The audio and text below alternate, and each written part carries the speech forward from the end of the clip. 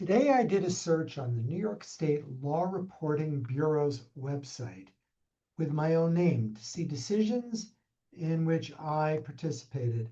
And I got over 125 results of cases that I participated in um, as a litigation attorney in the last 20 years. That's an impressive statistic, and it doesn't even truly capture the full extent of my work in the trenches of both family court, the appellate division, criminal court, and again on appeal. So you're talking to somebody who's quite experienced. One of those many, many hits on that search that I did was a case decided by the Appellate Division, Second Judicial Department in Brooklyn back on May 8th, 2012.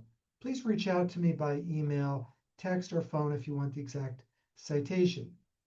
In this case, a defendant pleaded guilty and then was sentenced. However, the issue that was raised on appeal by way of actually a direct appeal was his motion at sentencing to withdraw his plea of guilty. The appellate division in Brooklyn, the Second Judicial Department, reversed and criticized what the local court, the county court in Westchester, had done because my client's lawyer didn't properly represent him. At the sentencing, the defendant asked for his plea back. The court turned to the defendant's lawyer.